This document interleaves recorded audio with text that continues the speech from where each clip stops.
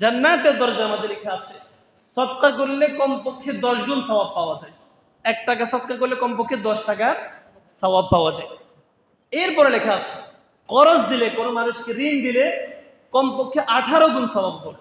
সদকা করলে 1 টাকা যদি আপনি আল্লাহর রাহে কাউকে সদকা করেন কমপক্ষে 10 গুণ সওয়াব বৃদ্ধি পাবেন।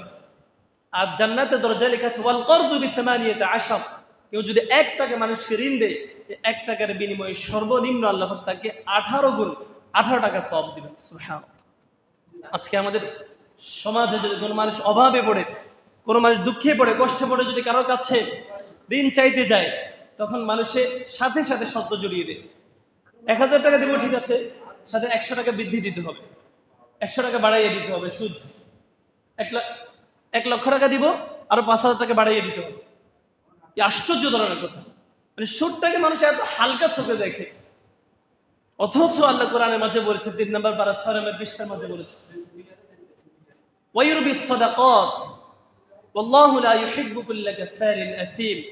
সুদ কখনো বৃদ্ধি হয় না, সুদ দিন দিন শুধু মানুষের কমে। সুদের এই হারটা যদি বাহ্য দৃষ্টিতে দেখা যাচ্ছে যে এটা বৃদ্ধি পাচ্ছে, কিন্তু এটা মূলত কমতেছে এটা। আর সাদাকা যেটা আছে, বাহ্য দৃষ্টিতে মনে হচ্ছে আমার মূল টাকা থেকে, সম্পত্তি থেকে টাকা চলে যাচ্ছে, কিন্তু আল্লাহ পাক এই সাদাকার প্রতিদান আল্লাহ পাক বৃদ্ধি করে দেয়। কিন্তু আজকে আমাদের সমাজ থেকে এটা বিলুপ্তির পথে, আমরা মানুষকে হেল্প করতে চাই না। অথচ জান্নাতের দরজা লেখা আছে ওয়াল করদু বিথামানিয়াতি আশর, কাউকে করজ দিলে তার প্রতিদান 18 গুণ পর্যন্ত আল্লাহ পাক বৃদ্ধি করে দেয়। সুবহানাল্লাহ। কিন্তু আজকে আমরা সেটা বলতে বসছি।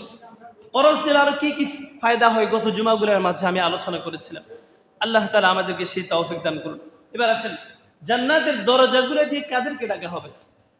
قال رسول الله صلى الله عليه وسلم فمن كان من أهل الجهاد دعي من باب الجهاد فمن كان من أهل الصلاة دعي من باب الصلاة فمن كان من أهل الصدقة دعي من باب الصدقة فمن كان من أهل আল্লাহ নবী বলেছেন, যে ব্যক্তি নামাজের অন্তর্ভুক্ত হবে তাকে নামাজ নামক দরজা দিয়ে ডাকা হবে। যে ব্যক্তি বেশি বেশি সাদাকা দিবে তাকে সাদাকা নামক দরজা দিয়ে ডাকা হবে। যে ব্যক্তি আল্লাহর পথে জিহাদ করবে তাকে জিহাদ নামক দরজা দিয়ে ডাকা হবে। যে ব্যক্তি রোজা পালন করবে তাকে রায়্যান নামক দরজা দিয়ে ডাকা হবে। যে যে কাজটা সবচেয়ে বেশি করবে, যে যে কাজটা সবচেয়ে বেশি করবে তাকে ওই দরজা দিয়ে ডাকা হবে। দুআ মিন বাবিস সালাত। এই হাদিসটি যখন বর্ণনা করছেন তখন আবু বকর সিদ্দিক রাদিয়াল্লাহু তাআলা আনহু সেখানে উপস্থিত ছিল। আবু বকর সিদ্দিক রাদিয়াল্লাহু তাআলা আনহু আল্লাহ নবীকে জিজ্ঞেস করছেন, ফাহাল ইউদআ মিন তিলকাল আবওয়াবি কুল্লিহা ইয়া রাসূলুল্লাহ সাল্লাল্লাহু আলাইহি ওয়াসাল্লাম, কোন ব্যক্তিকে এমন হবে যাকে জান্নাতের প্রত্যেকটা দরজা দিয়ে আহ্বান করা হবে, ডাকা হবে। জান্নাতের প্রত্যেকটা দরজা দিয়ে তাকে ডাকবে, এরকম কোন ব্যক্তি আছে কি? আল্লাহ নবী বলছেন, আরজু আন তাকুনা মিনহুম, আমি আশা করছি তুমি আবু বকর সেই সমস্ত ব্যক্তিদের অন্তর্ভুক্ত হবে যাদেরকে জান্নাতের প্রত্যেকটি দরজা দিয়ে আহ্বান করা হবে, ডাকা হবে। যাদেরকে জান্নাতের প্রত্যেকটা দরজা দিয়ে ডাকা হবে সে কি হবে? আবু বকর সিদ্দিক রাদিয়াল্লাহু তাআলা। প্রত্যেকটা কাজে তার কি রয়েছে? সাদাকা রয়েছে। প্রত্যেকটা কাজে তার অবদান রয়েছে। ইসলামের জন্য আল্লাহ নবী বলেছেন, আমার উপর যত মানুষ ইহসান করেছে, খুব ভালো করে খেয়াল করে, আল্লাহ নবী বলেছেন আমার উপর যত মানুষ ইহসান করেছে, অনুগ্রহ করেছে, আমি সকলের অনুগ্রহগুলো মিটিয়ে দিয়েছি শুধুমাত্র আবু বকর সিদ্দিক ছাড়া। আবু বকর সিদ্দিক আমার প্রতি যে ইহসান করেছে, যে অনুগ্রহ করেছে, এই অনুগ্রহ মিটানোর ক্ষমতা আমার নাই, শুধুমাত্র আল্লাহ তাআলাই তাকে প্রতিদান দিয়ে যে অনুগ্রহ আমাকে করেছে, যে ইসলামের জন্য যে পরিমাণ ত্যাগ তিতিক্ষা আবু বকর সিদ্দিক রাদিয়াল্লাহু তাআলা সহ্য করেছে, এটা একমাত্র আল্লাহ তাআলা ছাড়া আর কেউ মেটাতে পারবে না। এই জন্য জান্নাতের প্রত্যেকটি দরজা দিয়ে আবু বকর সিদ্দিক রাদিয়াল্লাহু তাআলা আনহু থেকে ডাকা হবে, কারণ প্রত্যেকটি কাজে তার অবদান রয়েছে। সাদকা, তিনি সবচেয়ে বেশি সাদকা করেছেন। নামাজ, তিনি সবচেয়ে বেশি নামাজ পড়েছেন। জিহাদ, তিনি আল্লাহ নবীর সাথে প্রত্যেকটা যুদ্ধে অংশগ্রহণ করেছেন। ইসলামের জন্য ত্যাগ দিতে দিতে স্ত্রী, ছেলে, সন্তান সবকিছু ত্যাগ দিয়েছেন।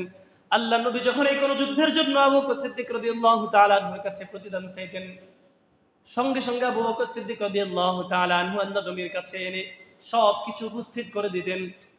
কখনোই কেউ আবু বকর সিদ্দিক থেকে বেশি আনতে পারে নাই। আবু বকর সিদ্দিক রাদিয়াল্লাহু তাআলা আনহু আল্লাহর রাস্তায় সবকিছু দান করতে করতে পর্যায়ে এমন হয়েছে যে সর্বশেষ আবু বকর সিদ্দিক রাদিয়াল্লাহু তাআলা আনহুর গায়ের মাঝে একটি দামি কাপড়ের জামা ছিল, একটি জুব্বা পরিহিত ছিল। সর্বশেষ আরো একটি যুদ্ধের মাঝে আল্লাহ নবী আহ্বান করেছেন, তোমরা কাফেরদের বিরুদ্ধে যুদ্ধ করতে হবে, কাজে তোমরা এই যুদ্ধের সামানা কেনার জন্য তোমরা তোমাদের দান, তোমাদের অনুদানগুলো আমার কাছে এনে উপস্থিত করো। আবু বকর সিদ্দিক রাদিয়াল্লাহু তাআলা আনহু তার ওই দামি জামাটা বিক্রি করে দিয়ে অল্প কিছু টাকা নিজের হাতে রেখে সব কিছু আল্লাহ নবীকে দান করে দিয়েছেন। ওই টাকাগুলো দিয়ে একটি ছড়ের জুব্বা খরিদ করে